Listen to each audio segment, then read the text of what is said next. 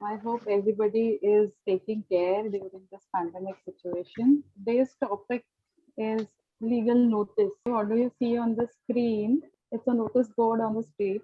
If you can read this, you have just had an accident, which means that yes, there was an accident and the car was upside down. It met with an accident.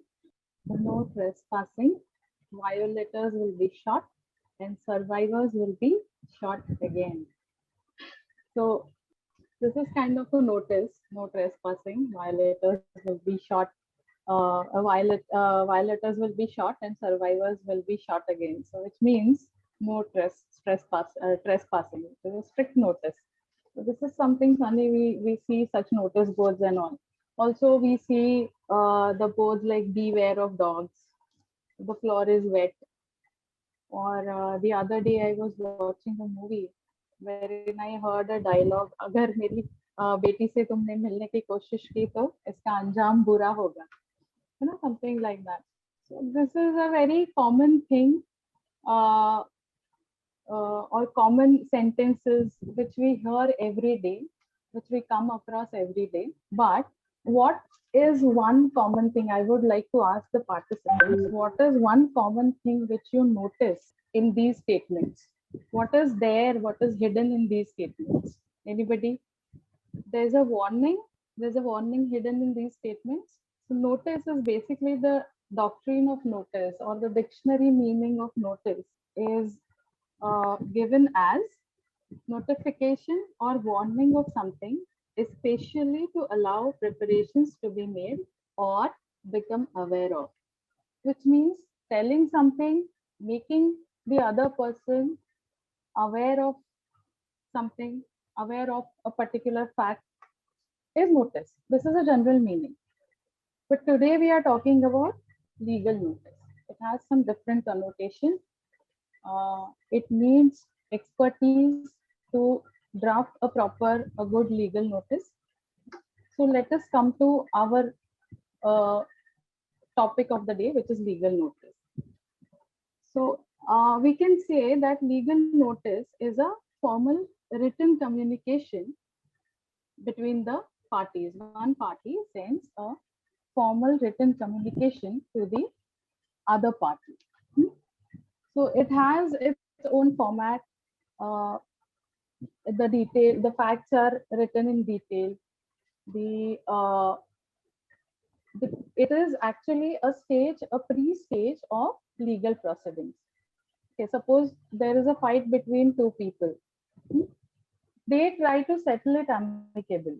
One party says that okay, you owe me this much amount. The other party says no, I owe you only this much amount, lesser amount, and then they arrive at some amicable settlement, some amount, and then the fight is over. However, if they do not arrive at any amicable settlement, their minds don't meet, then in that case, one party sends a legal notice to the other party saying that if you don't pay me this much amount, I will take appropriate action in the court. Hmm?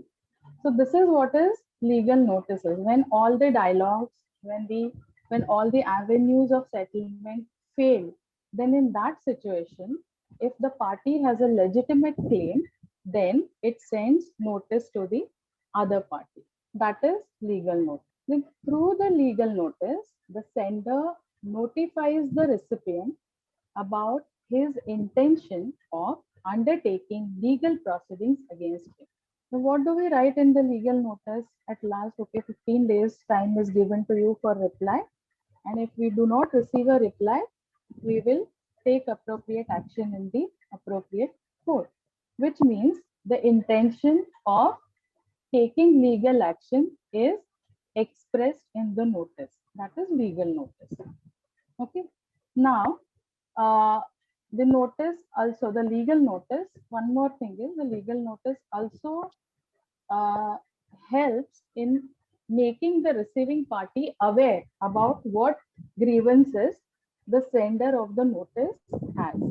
So, which means it has all the facts, and then grievances arising out of those facts, cause of action, and then what the person is seeking from the addressee, and then if not, if it is not complied with, then going to the court. So all these things should be covered in the legal note. So now the legal notice is basically classified into broadly into two types of legal notices. One is actual and the other one is constructive. Okay. Actual notice means the direct or express knowledge, that is actual notice. It is a direct or express knowledge or intimation of a fact to a person. Okay, for example, there is a table on which I have kept a laptop. This is a fact I perceived it with my eyes, and I took a notice of it. Okay, somebody saying more explanation. Yes. So this explanation, I'm just telling you the types of notices, legal notices broadly, and here you will get more explanation to the legal notice. So legal notice is basically, it has connotation, it has legal connotation, it has legal effects. Okay, merely when we fight, suppose two people are fighting, one person hits the other person and other person says, okay, मैं court में देख लूंगा. That is just a verbal dhamki, verbal warning. However, when I send something on a paper with my signature, then that amounts to legal notice. I, as in an advocate, that amounts to legal notice. Now, when we will discuss further about the actual and constructive notice, you will come to know in detail. Hmm. So, actual, I was talking about actual notice. It is a direct or express knowledge of some fact. Okay.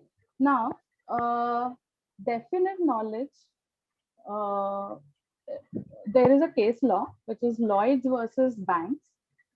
Lloyds versus Banks, 1868. Lloyd versus Banks, 1868. The case law says definite knowledge. Okay, it talks about the actual notice. It says definite knowledge. It should not be hearsay or rumors. The notice must be of such a nature that it is expected out of a reasonable to take care the notice seriously. It must be the result of a formal communication and not a casual conversation between individuals. It has been held in the case Lloyds versus Banks. Hmm? Then there is another case law which says, so here in this case law, what they are saying is it should not be a rumor. Okay, it should be a proper notice which is based on the facts. Secondly, there is another case law. The second point is it should be given by a party which is interested in the transaction. Okay, so that case law says it is Barnhart versus Green Shields. These are all foreign case laws. Barnhart versus Green Shields, 1854. It says it is a settled rule that a person is not bound to attempt to vague rumors or statements by mere strangers. And for a notice to be binding, it must proceed from some persons interested in the transaction. So naturally, who will send a notice and to whom? The person who is affected will send a notice to the person whom he thinks is the reason for violating his rights or for violation of breach of contract or for whatever purpose he is sending the notice. So this is the second element. First is it should not be a rumor. Second is it should be sent by the interested party only. And the third is it should be relevant to the transaction. It should be relevant to the transaction and the knowledge must be in relation to the transfer in question. It should not be a general or it should not be irrelevant to the transaction. This is stated in a case law Warwick versus Warwick, 1764. Warwick versus Warwick, 1764. Okay, so there are three elements which we have seen about the actual notice. It should be about the facts which are relevant. It should not be a rumor. Secondly, it should be given by the party which is interested. And thirdly, it should be relevant to the transaction in hand. So suppose there is a contract. If you are sending a notice for breach of contract, then stick to that. If you are sending a legal notice for check bouncing, then stick to that. What all should be mentioned in that notice? We will come to that at the end of our lectures. I'll be discussing how to draft various kinds of legal notices. So 138 we are covering in that. Okay. So stick to that. Okay. Your notice should be crisp and it should be of such a nature that, as I told you, it is the last stage before starting the legal proceeding. So your notice should be of such a nature that the other side should be, now it depends on what transaction it is. If suppose it is a money transaction, so the other side should feel that okay, he has a good case, and if he goes to the court, he will definitely win. So I better settle it out of the court and pay his money. Okay, so tenor of the notice should be so strong that the other party should come to you and do the needful. The matter shouldn't go to the court. Of course, it is. I mean, for lawyers, it is not that good. But yes, the legal notice should be that strong.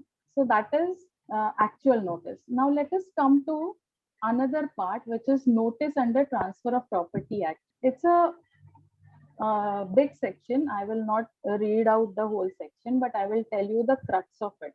Now, our Transfer of Property Act defines notice under section 3. Okay, but this notice is very particularly related to the Transfer of Property Act. Okay. However, the ingredients are important. That's why I'm discussing this today. They are normally also, generally also, these can be made applicable. And normally, whenever the notices are regarding property transactions, and also you should be aware about what is notice under Transfer of Property Act. Section 3 defines it. It says the definition can be divided into three parts. One is actual notice, other is constructive or implied notice, and the third one is imputed notice. Hmm? So if you see the first part of this section, it deals with actual notice. So I'll tell you the ingredients of that. First is the person must actually know the definite information, which is facts, hmm, about the subject in the notice. The person must actually know the definite information about the subject in the notice. Suppose a person comes to you, you are a lawyer, a person comes to you and he says, I want to send a notice, but he is some third person, he is brother of the affected person and he has no knowledge about it. He just comes to you and says, okay, मुझे notice भेजना है, भेजना है, भेजना है. Some people are so excited about sending the legal notice, but they don't have proper knowledge of it. Okay, so the person who is coming to you, ask him all the details before starting to draft your notice. Ask him about all the facts. What is the transaction? What is the date of transaction? Who are the parties? What is their age?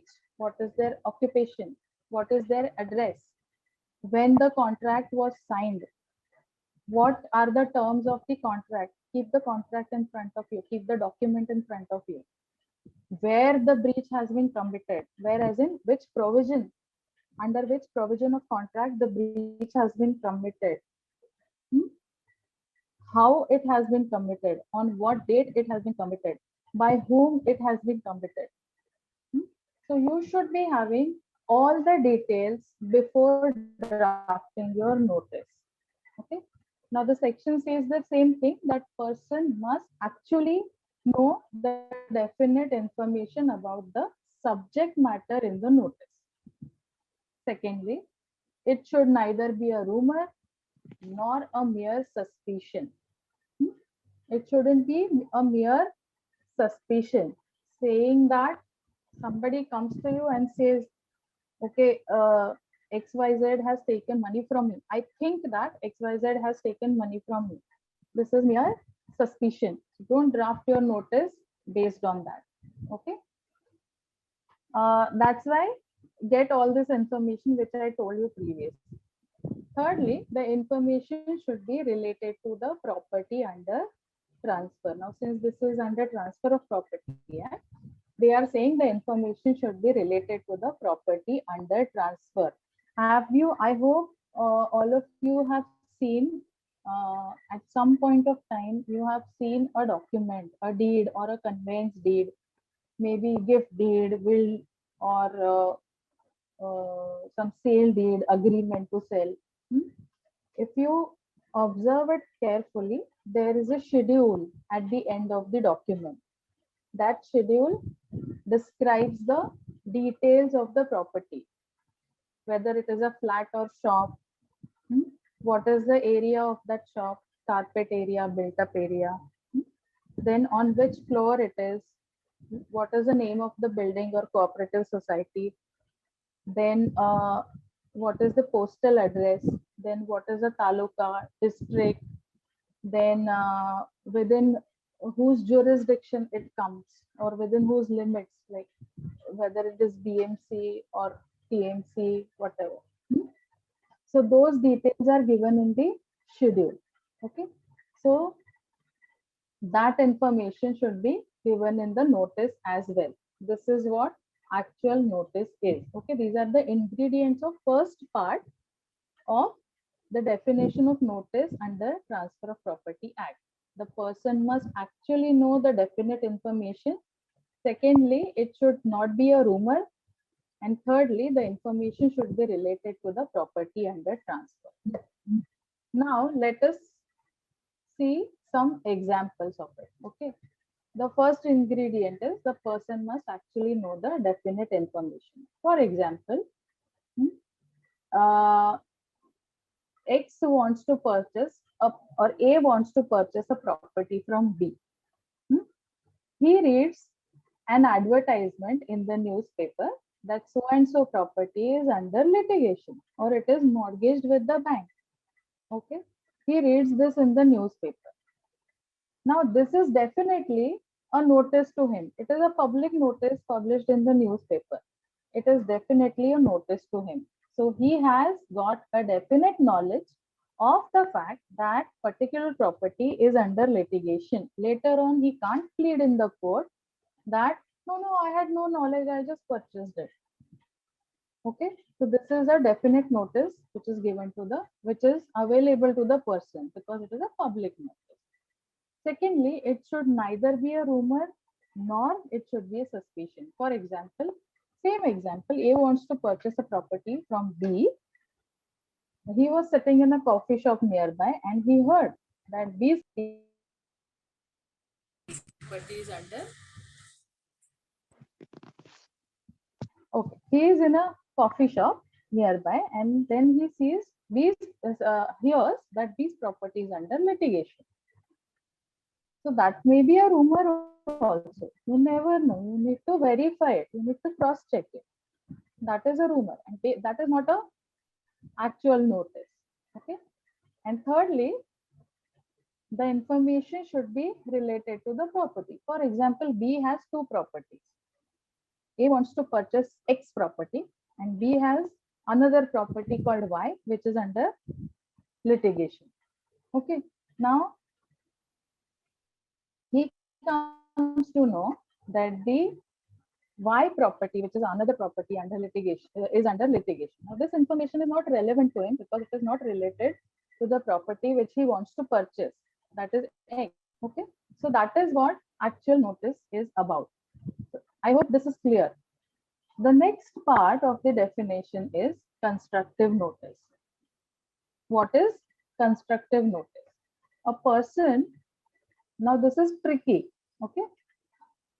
The section says a person ought to have known a particular fact.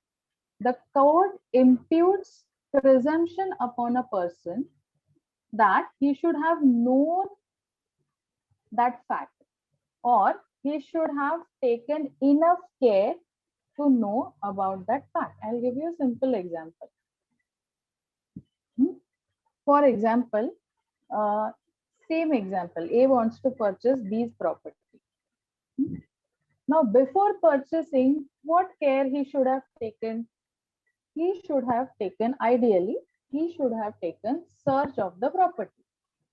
Because if there is any litigation pending or if there is any charge on the property, suppose property is mortgaged with the bank or some litigation is pending, list pendants, is there against the property, then it is reflected in the search of the property.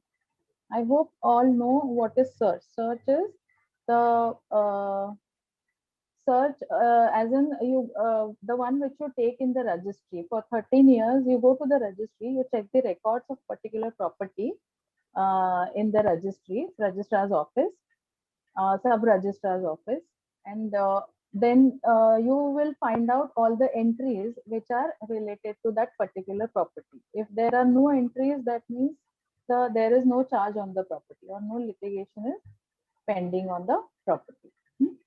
So you take a search before buying any property. That is a common practice.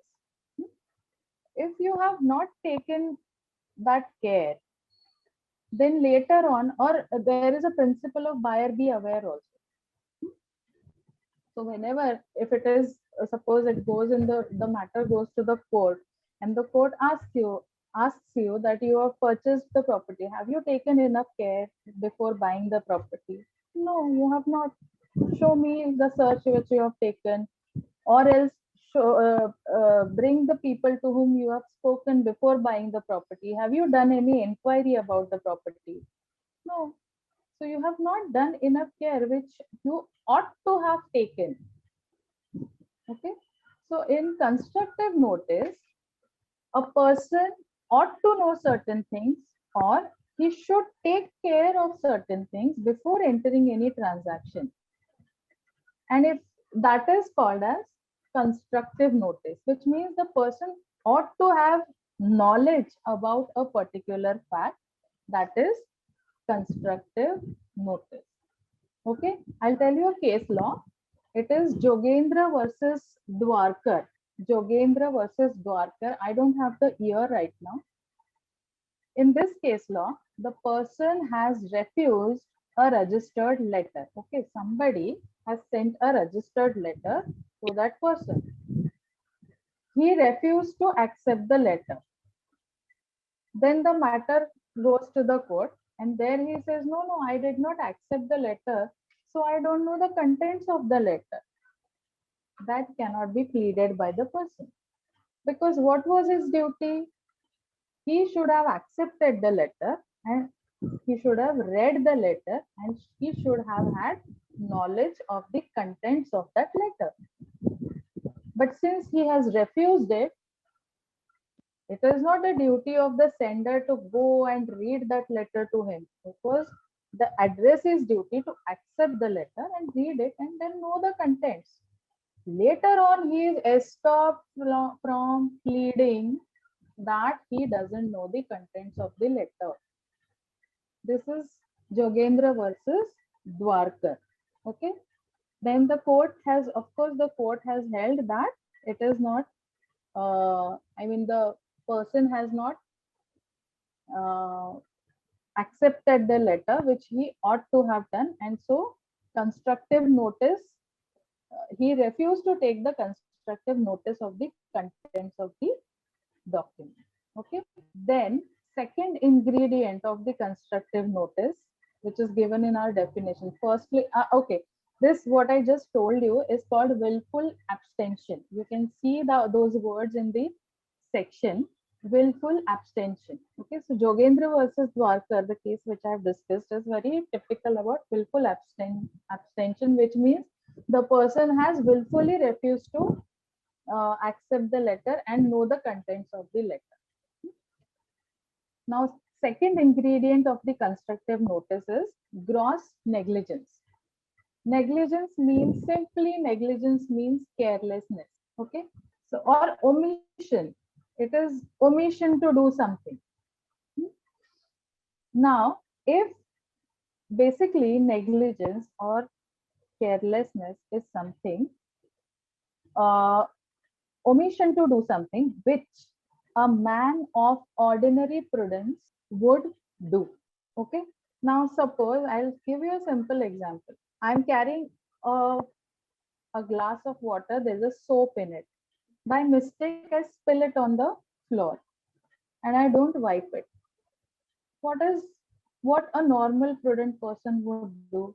He would just wipe the soap water uh, so that the further accidents are avoided. Okay, but I did not take care of that, and I let somebody fall uh, or slip on that soap water and get hurt. So this is a gross negligence on my part. Simple. So something which an ordinary prudent.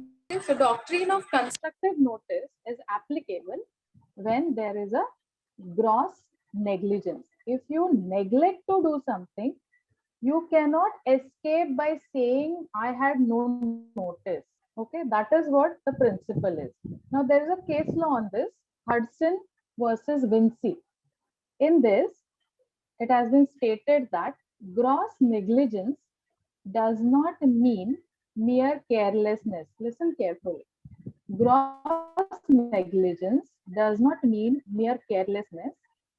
What means carelessness of so aggravated nature as to indicate an attitude of mental indifference to obvious risk. Now, here in this example, when I spilled the water, I knew what was the obvious risk. Still, I did not take care. Thereafter, I can't say, oh no, I didn't know that somebody will fall, or I didn't contemplate that somebody will fall. No, this is against the principle of constructive notice. So this case law, Hudson versus Vinci, I told you, it is 1921 case law. It clearly says it means carelessness of so aggravated nature as to indicate an attitude of mental indifference to obvious risk. Okay, and there are chances that the court may treat such gross negligence as evidence of fraudulent motive as well. Like in this example, the court may think that I have done it purposely.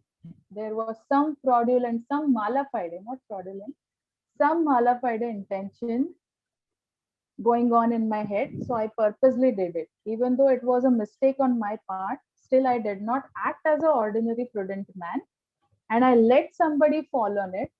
And that's why the court may think that I have done it purposely as well. So it is that important. Okay. So this is about second ingredient of the constructive notice, which is gross negligence. The first was willful abstention. The second is gross negligence. The third is registration as notice. Now, this is very particularly about Transfer of Property Act. We all are aware about Indian Registration Act. That act provides for the documents. There's a schedule in the act, section 17. It provides the documents which are mandatorily registrable documents. Okay. Now, while dealing with any property, or while acquiring any property or part of the property, or some creating some interest in the property, or acquiring any share in the property, then such acquirer, so while creating any interest or acquiring any property, uh, such acquirer shall be deemed to have notice of such registered instrument. Okay, so which means suppose A and B. A wants to purchase these property. B has registered his previous sale deal, his previous purchase deal. He has purchased it from somebody. So that document is registered. Okay, so acquirer is deemed to have notice of such previous transaction. So any person who is interested in a transaction which is a registered transaction under Indian Registration Act cannot plead that he has no notice of such previous transaction. This is a constructive notice. Same example I have given you. Suppose B has mortgaged that flat with a particular bank. A has approached B for purchasing that property. Okay, he purchases the property from B without taking a search, or without getting all the details, or without checking the previous transactions, without checking the title of the property. He purchases the flat from B.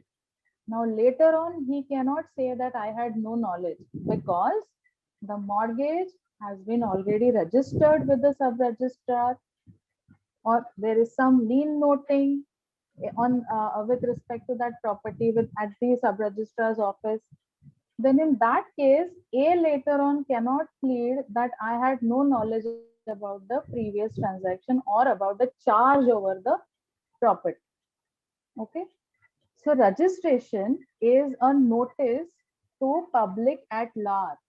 Registration of a document is a fact. It is a notice to public at large that yes, there is a charge on the property, or there is a sale deed and I have sold a particular property to a particular person.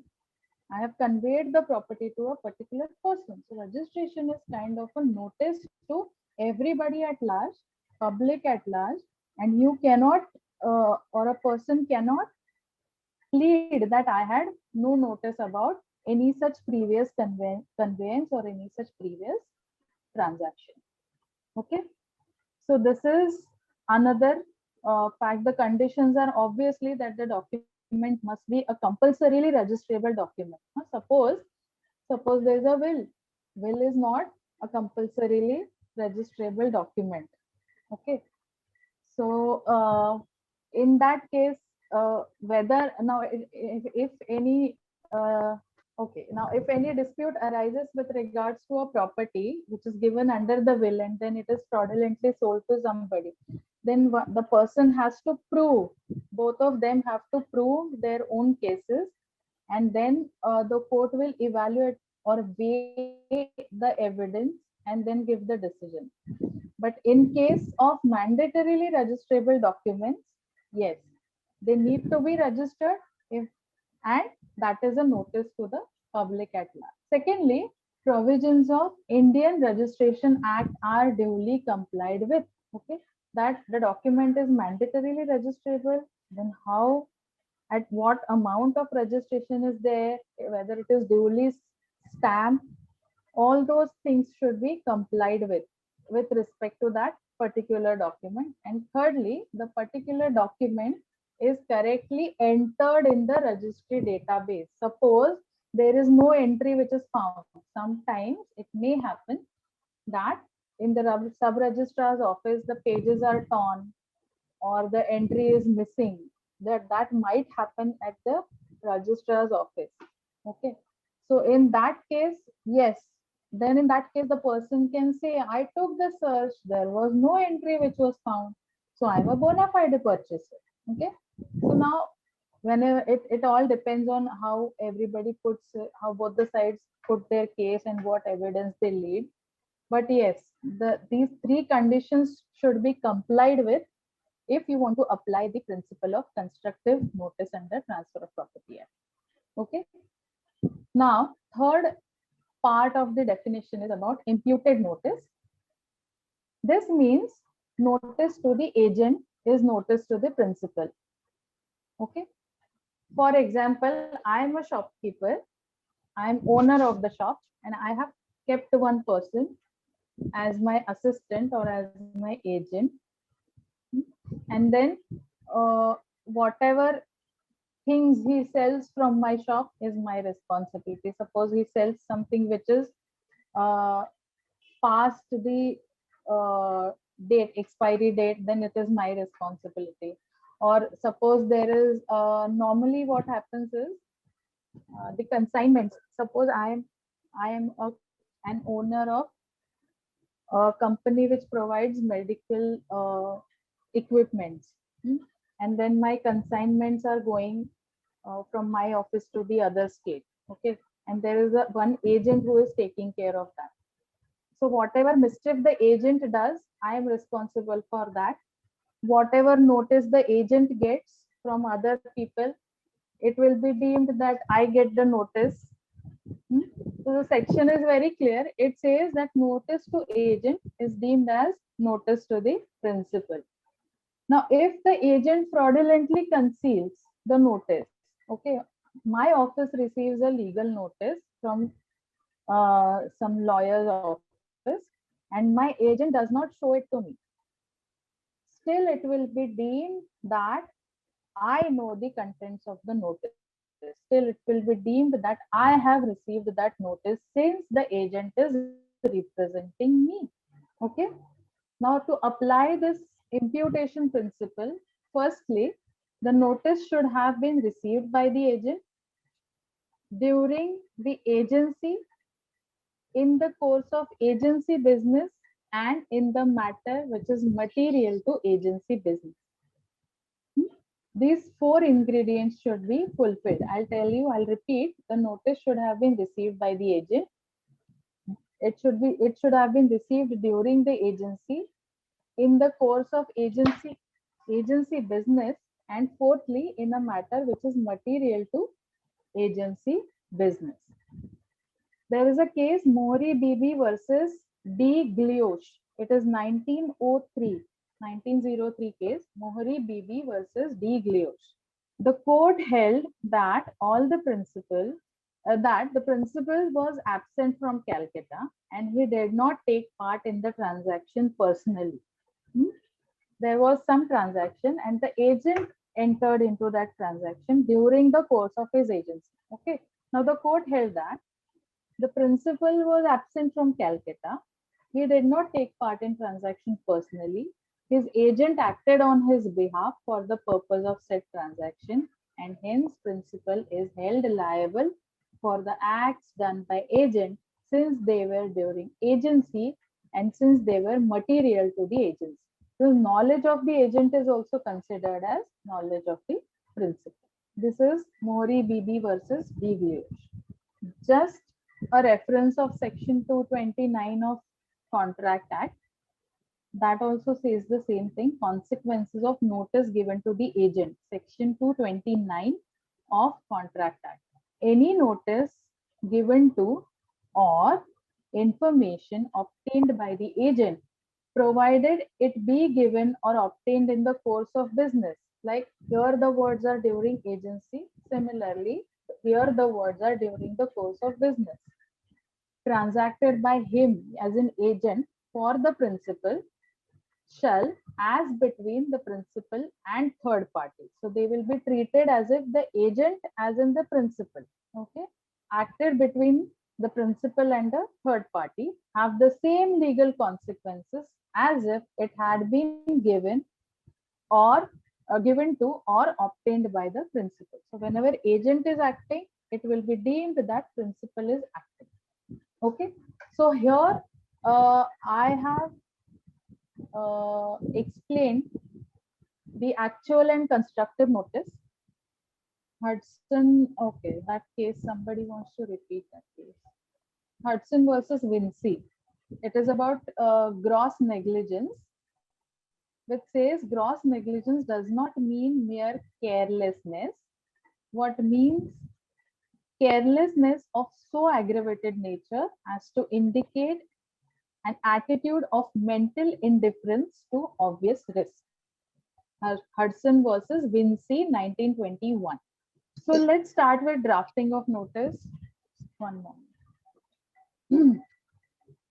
So what are the essentials of drafting of notice? First thing you should remember that the whole process of sending a legal notice through registered post, it takes 5 to 7 working days. Now, depending on the injury which is being caused, you take a call whether to delay the notice or whether to send it immediately. So remember that your notice takes 5 to 7 days to reach to the person. You have to send it by post, speed post or RPAD because you get the acknowledgement of the notice. Secondly, English is generally accepted language while sending a legal notice in India and everywhere as well. So normally we send a legal notice in English. Then if you are referring to any particular document in your notice, remember, okay, if you want to annex those documents, it is okay.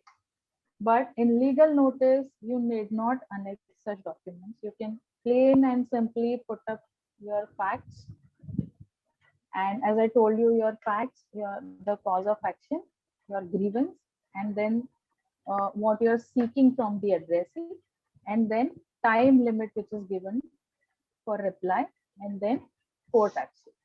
Okay, so those should be the contents of your notice. No documents or annexures are mandatory to be sent in the notice unless it is told in the law. Okay, the statutory notice, the notices which are mandatory, that also we will discuss later on. The mandatory notices which are given in the law, if any annexures are suggested, then yes, then you should be sending those annexures along with your legal notice. Then when suppose you receive a notice, then it is not mandatory to reply to that legal notice. Okay, but it is always advisable to send a reply. It is not a mandatory or legal duty to reply to the legal notice. Okay, then the Supreme Court of India has recognized the legal notice through WhatsApp. I'm talking about communication of the legal notice. I told you RPAD or speed post or then courier is another way, but RPAD is the best. But nowadays, the Supreme Court has allowed or recognized that the notice which is sent through WhatsApp or which is sent by email is also one way, or the recognition is given to these mediums also, or media also, by for sending the legal notices. Okay, the case is SBI Cards Private Limited versus Rohit Jadhav. It is a Bombay High Court case. SBI Cards Private Limited versus Rohit Jadhav. It has been observed that if a person received a legal notice on WhatsApp and he has opened it, there are those blue ticks. But nowadays people have become smarter. They keep it off. That blue tick also they keep it off. Okay. But how so? However, so if the person has received a notice on WhatsApp and he has opened it, it will be deemed that legal notice is served upon him. Then, if the sender is aware of the recipient's alternate address, it must also be mentioned on the notice to ensure that it reaches to that person. Then, for legal notices, there is no set format unless it is given in the law. Okay, unless there is some template or some form which is given in the schedule of a particular act, there is no format of a legal notice. You need to go and normally if you want to send a legal notice, if anybody wants to send a legal notice, it's better to consult a lawyer. It's better to go to him, give him all the facts, send the notice on his legal, his letterhead with his signature. Okay. So when the notice is sent, it depends on basically drafting skills of the lawyer and the lawyer's command on that particular law. Okay, because he has to assess the risk also. Suppose you're sending a divorce notice, so you have to send it in a way that the grounds for divorce can be carved out from that notice. So whatever are the grounds for divorce given, like cruelty, mental harassment, desertion, so those things should be clearly mentioned in the notice, and the facts which you are stating in that notice, they should also lead it to this inference. They should also lead to these grounds, existence of these grounds. Okay, then where the notice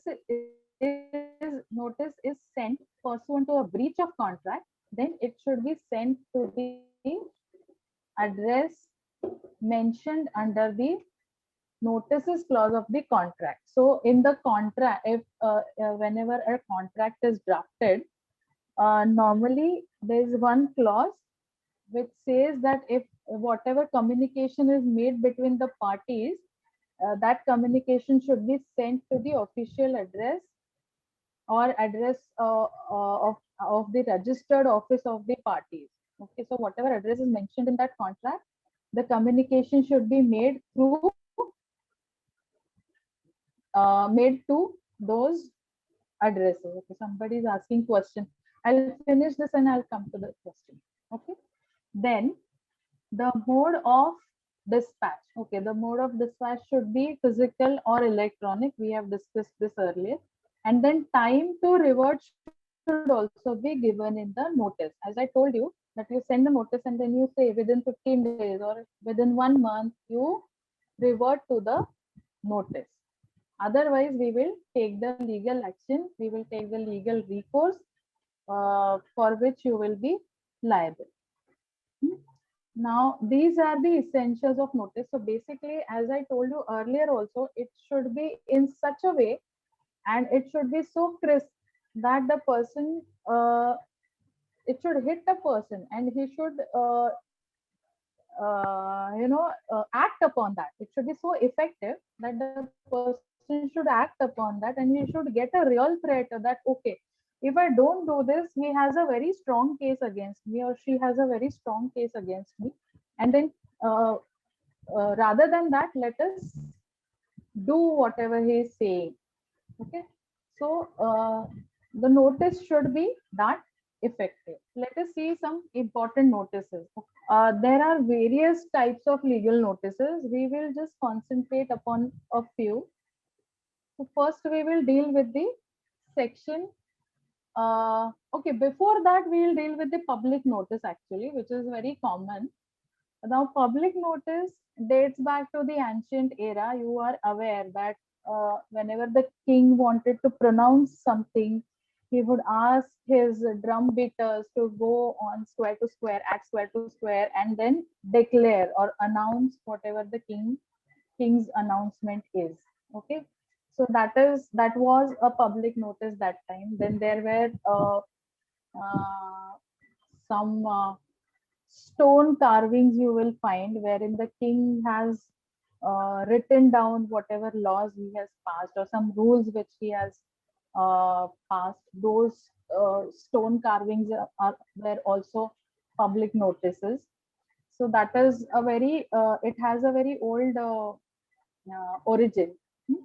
Now, in today's era, where do you notice the public notices? Of course, in newspapers. Uh, for example, this is e-auction sale notice. Okay, such kind of notices you will see in the newspaper. What other notices? Auction. This is the auction notice. So what are the details? Firstly, bank's name is there. Then names of the borrowers. The first section says sale of movable and immovable assets, then name of the borrower, then guarantors, then what is the value of the property, what is the address of the property. Such notices you will observe in the newspaper. Secondly, uh, there are notices for sale, so that if anybody has an objection, basically why the public notice is there, because if anybody has an objection about, suppose there is a property which is being sold and the legal heirs of the party have some objection, they have no idea that the property is being sold. Hmm. Normally what the society does is, suppose I am member of the society and I want to sell my flat. Okay, and my legal heirs are staying somewhere else, they have no idea about it. Or this is a flat which I'm jointly holding and the other person has no idea about it. So in that case, normally the society asks me to publish a notice about sale of the flat.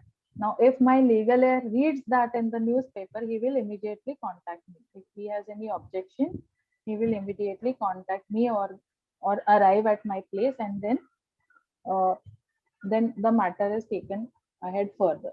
So that's why public notice is essential. The other type of notice is 1 month's notice before the marriage. All are aware about it. Okay, so normally when you are registering a marriage, or you are entering into a marriage, a 1 month's notice is there, which is pasted outside the court. Wait, there is one website on which such notices are given. I'll tell you the name of that website.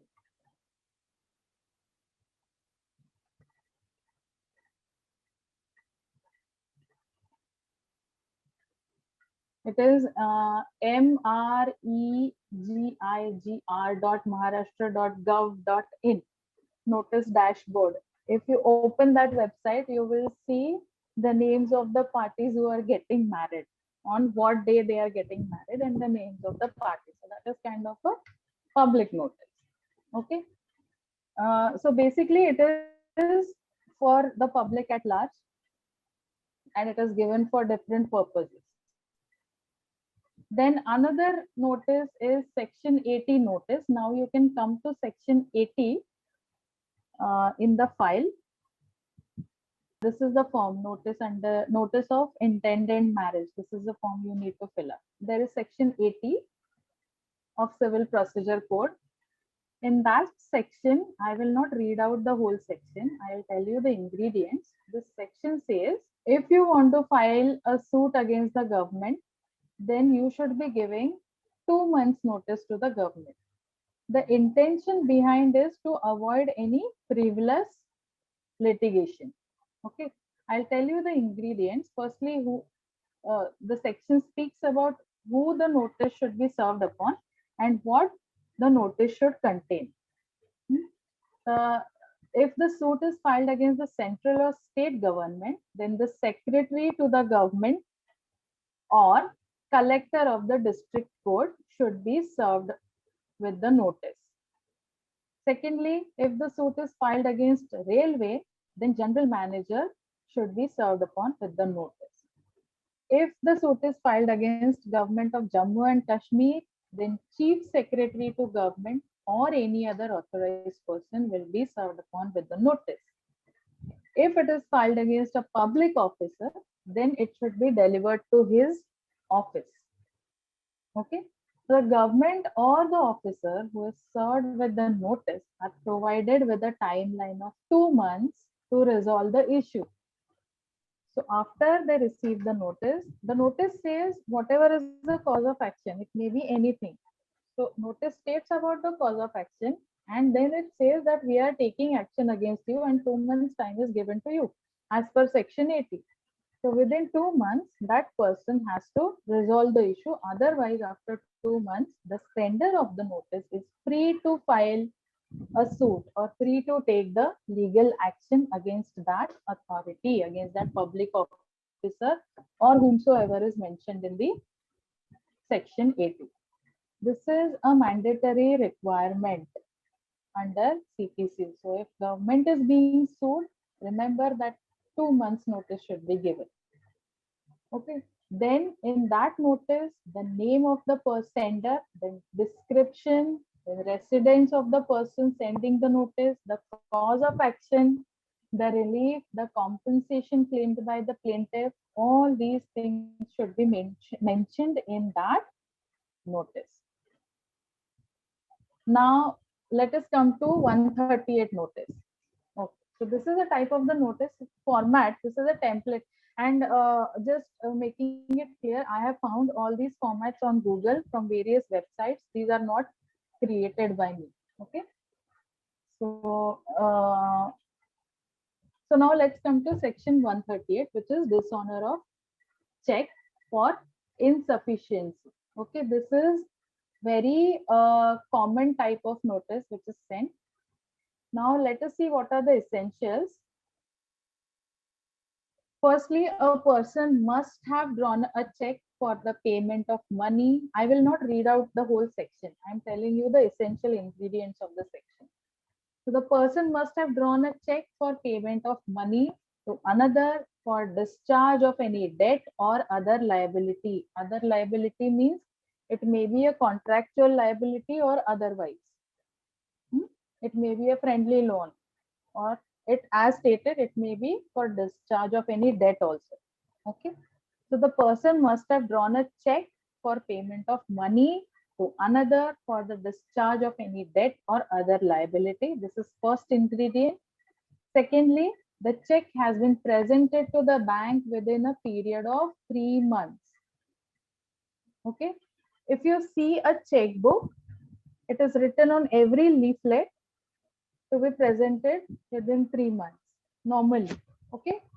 Then thirdly, that check is returned to the bank, returned by the bank unpaid, either because of insufficient funds or that it exceeds the amount which is arranged to be paid from that account by an agreement made with the bank.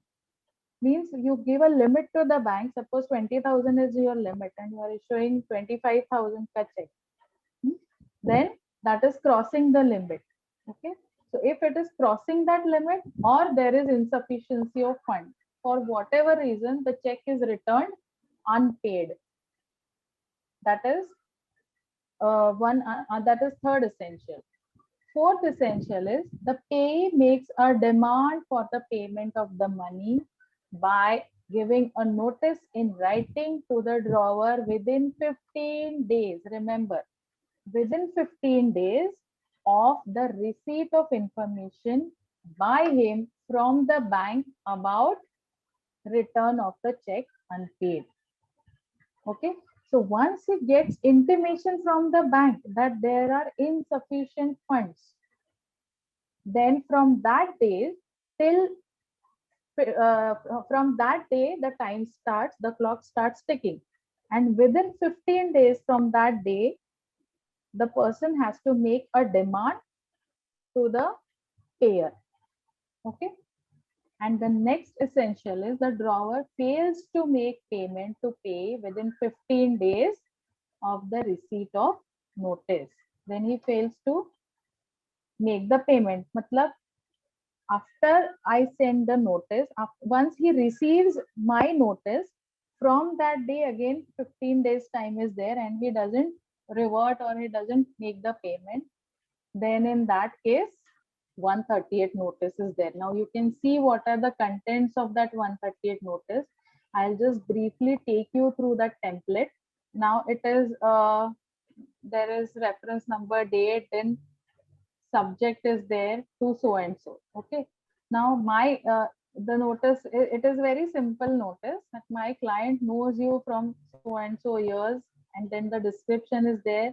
Then earlier you had issued a check dated so and so for rupees so and so for discharging your loan liability or whatever.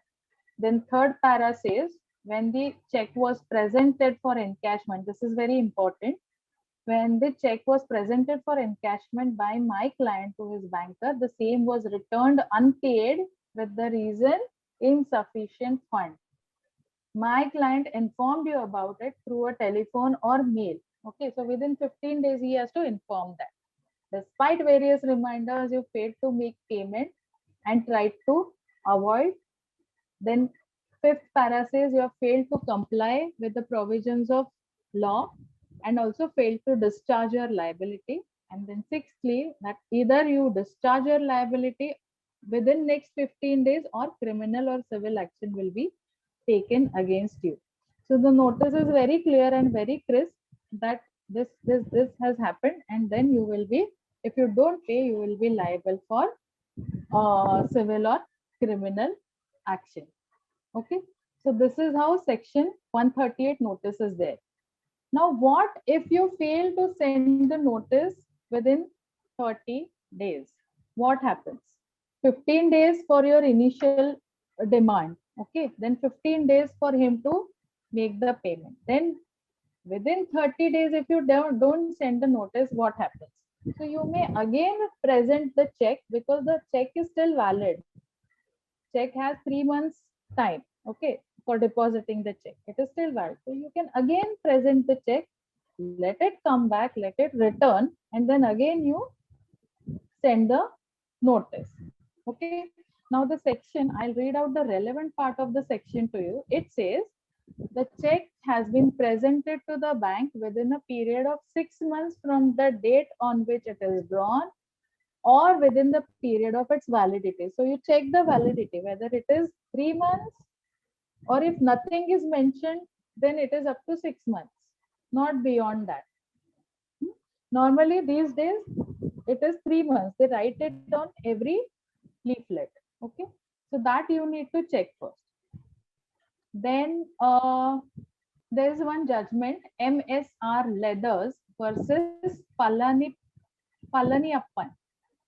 Okay, MSR Leathers versus Palaniappan, 2013 Supreme Court case.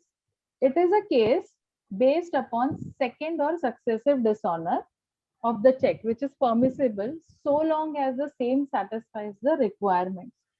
Just the way I told you, if you fail to send a notice within 1 month, deposit it again if it is within validity, and then let it come to you, and then send the legal notice. So the case is it is based upon second dishonor of the check. It is permissible so long as the same satisfies the requirements stipulated in the proviso of section 138 of Negotiable Instrument Act. That is to say, you can present your check as many times as you want. Very important. You can deposit your check as many times as you want during the validity of the check. After such presentation of the check, if the check is again dishonored, you can send a legal notice to the drawer within 30 days of such dishonor. And if within 15 days after the receipt of such notice by the drawer of the check amount is not made available to you, then you have next 30 days to file a case in the court in accordance with 138. So I hope this is clear. The case is very clear. You can present it as many times as you want, until it is up till its validity. Okay, and then you can go ahead with the court proceeding. Okay, so here remember the essentials of 138, which I've told you earlier. Let us come to the divorce notice. Or the matrimonial note. In the matrimonial related notices or marriage related notices are sent for various purposes. Divorce is very common, or there is one more type wherein you call back your partner to stay. Suppose the partner has left your home and then you're calling him or her to come back and stay with you. So that is one type of notice, but we will discuss the divorce notice here. So the spouse, when the spouse is sending a legal notice for divorce to the other spouse, he is communicating his intention, or she is communicating his intention to undertake the legal proceedings against the other party.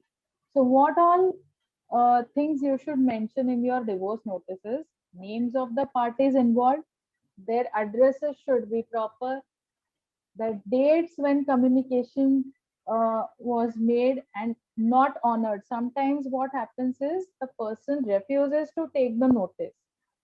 So it can be handed over to the elderly person in the house as well.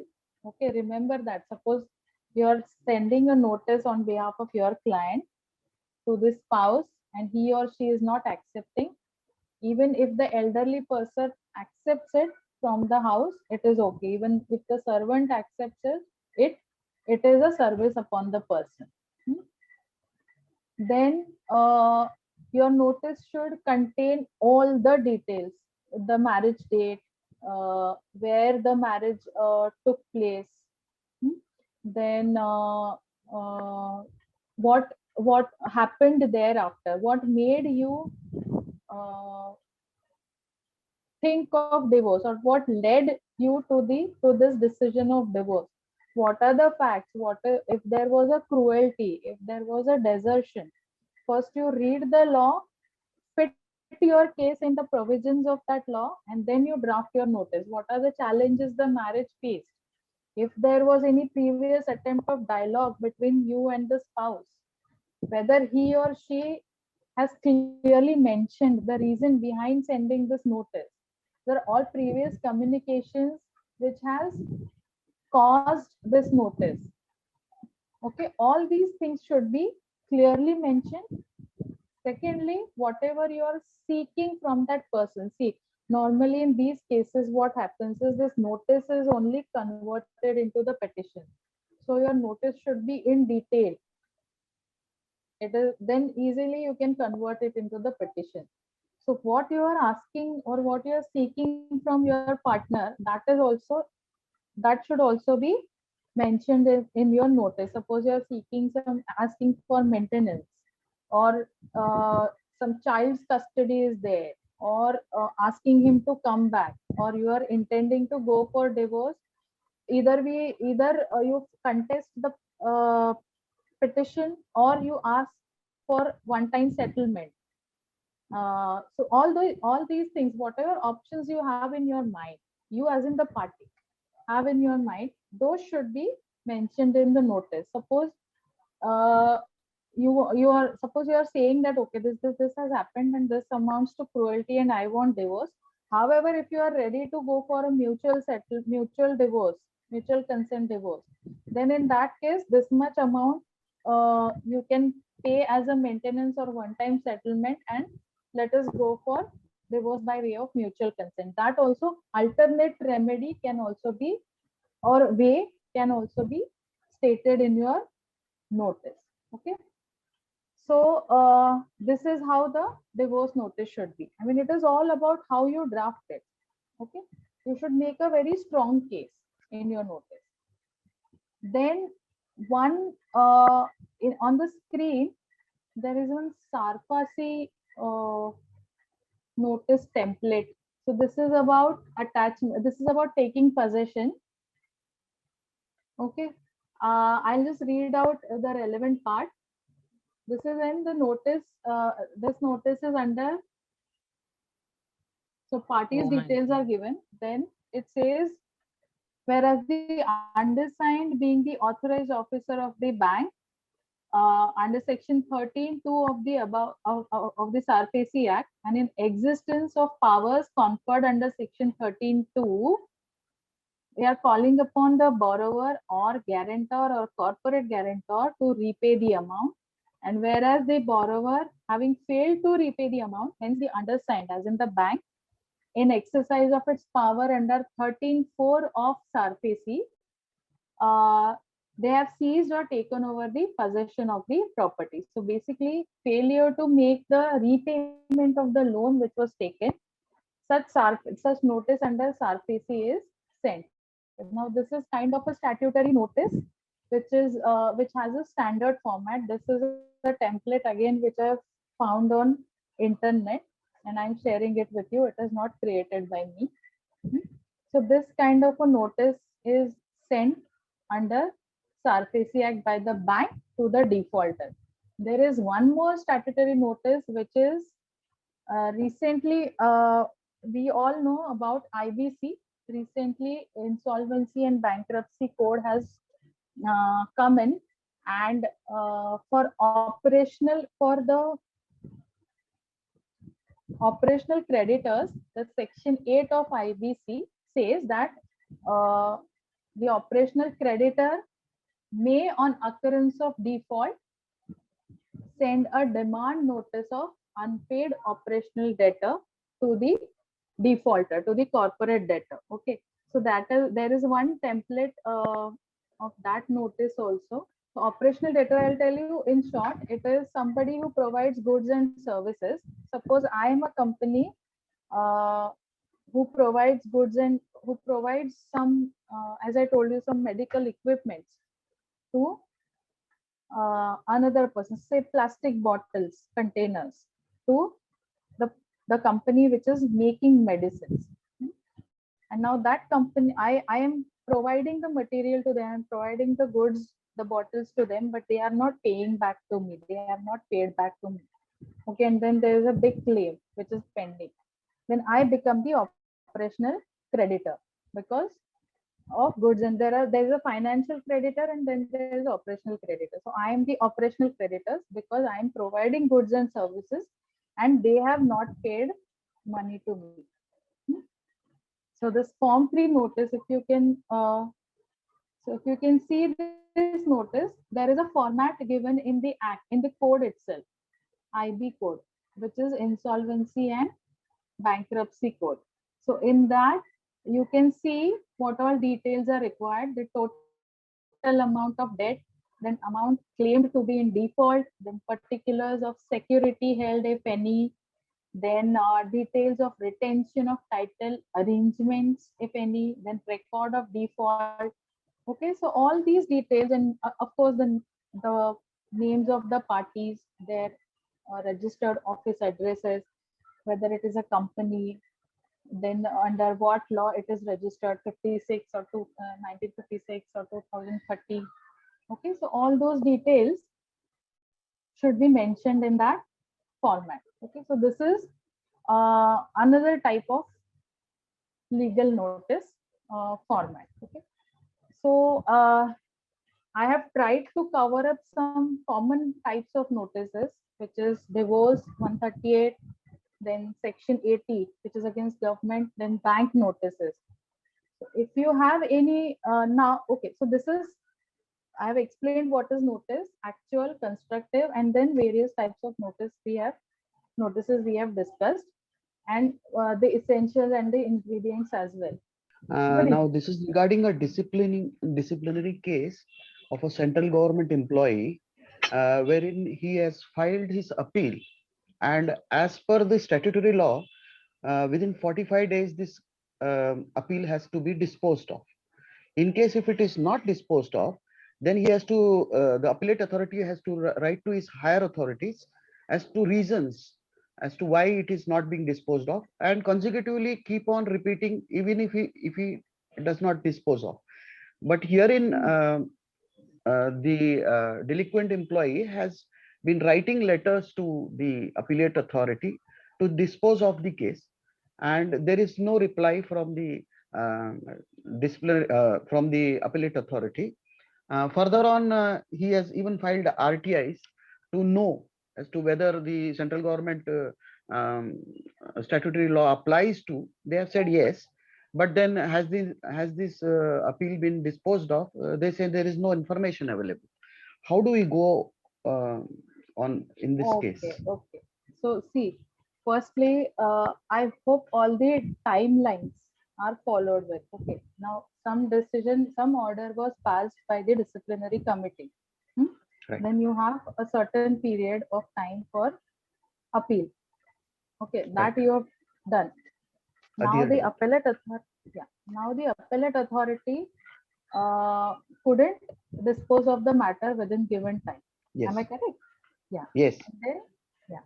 And then the uh, high. So now it is basically the aggrieved party should be approaching to the higher authority. According to me, this could be the remedy that the aggrieved party. We have filed a representation with the higher authority. Now, it is already under May I know they which is that authority? Is it some board or anything? yeah, it is a governing council. It is a Okay. governing council, and Hmm. due to COVID, maybe they are not having regular meetings or so. But then we Hmm. have put it up to them, and even a month has passed to that. Wherein we had said only that to direct the director of that particular thing to dispose of the this thing. That was only the representation, because the You appellate can, authority cannot huh, change. you can also file a writ according to me. The writ Yes, remedy is but would available. section 80 apply to that? 2 months still we'll have to Section give a 8, notice? section, yes. No, section 80 is for suits, I guess. It is for Okay. suits. But whether it is applicable to writs or not, that you check once. Whether Okay. 2 months notice is applicable in case of writ against the government authority, that you make What cross in check. case the what in case the first appellate authority is retiring in May? Means he's supposed to retire. Maybe he gets an extension. He's a So doctor, so maybe the successor is there. It will be deemed that successor has all the knowledge of the previous case. It is like changing the assignments in the High Court. Nobody has to, the one who sits in that chair, it is a post. So whatever your record has been created till date, that is intact. It will not again date back and it will not restart. Section 80 में Yeah. हम जब government public officer को, state government का जो भी officer है या collector है, उसको नोटिस देते हैं, तो ऑलरेडी उसको नोटिस सर्व किया है, तो उसके ऊपर अगर कुछ एक्शन नहीं होता है तो हम केस फाइल करेंगे, लेकिन इन द मीनवाइल उसका कोई और ये है क्या, मतलब प्रोविजन है क्या? This is no, the intention behind sending 2 months notice is to give time to that particular authority to resolve the issue, because the state government would always want to have to not to have any litigation against it. So the state government would, or central government. So why this time is given is to resolve the issue before the 2 months are passed, before any legal action is taken.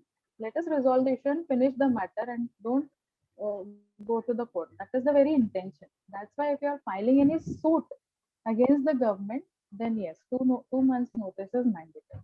हाँ, अगर criminal है तो उसकी जरूरत नहीं है. If it is a civil matter, then 2 months notice is there. So criminal matter, criminal यानी it is against individual only. It is not against the state. Ma'am, could you please tell us the name of the case law which allows notices to be sent via WhatsApp? Yeah, it is a Bombay High Court case. And, I guess you had mentioned Supreme Court. No, ma'am, that SBI one. Yeah, Supreme Court has recognized one. Okay. There is a three-judgment bench of the Supreme Court. Yes. It is a three-judgment bench decision of Supreme Court. MSR Leathers versus S. Palaniappan. Palaniappan. 2013, 1, that is volume 1, SCC, Supreme Court cases, page 177. 2013, bracket close 1, SCC 177. Madam, suppose the divorce is granted on one-time settlement. Subsequently, can the children of the divorced couple can claim right in the father's property? Yes, the father always remains the father. So if now during that time the children are minor, okay, still they have a right in the father's property. Now when you are filing consent terms only, that time only you decide this issue. So when you are filing in the court, the consent terms, you say that, okay, this is one-time settlement, and now whether the children can claim or cannot, that is again a debatable issue.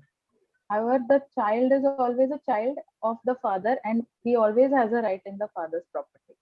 So even if one-time settlement is done, mutual consent is done, despite that future also there is a risk of children claiming. There is a possibility, no? Yeah, because facts of every case are different. Normally, the wife claims for herself and for the child's education and child's well-being and all, but the child always has a right in father's property. So the woman cannot decide on behalf of the child. Ma'am, Yes. I have two queries. Yes. First is, if a company is controlled wholly by government and if that company issue any tender and the contractor does any fraud with employees, so to whom we should send a notice? And second query is, if complaining does... Wait. Sorry, Let us go one if- by one. no. The company Okay, is sorry. owned by government. It is a government company, right? Mm, It is a yes. government company. Yes, and the Okay. any company issue any tender and the contractor does any fraud with employees, so to whom we should send the notice? Now, fraud is again a criminal thing, right? Your section 80 speaks about the suit, which is a civil remedy. So you can sue the contractor, definitely. If he commits a fraud, he Ma'am, commits it so within we should... in his capacity as a contractor, in Yeah. his personal capacity. So, ma'am, so we should send a notice to company also. Yes, the company is the one who has appointed the contractor, right? Now the notice will go to both the company as well as the contractor. Now what type of liability you are imposing Hello? on him? If complainant does not send any demand notice to accuse in 138 NI and the matter instituted in court, so can complaint be dismissed because sending notice in 138 is Is statutory. mandatory. It's Yes. mandatory. Yes. Notice is mandatory. Thank you so much, ma'am. Thank you.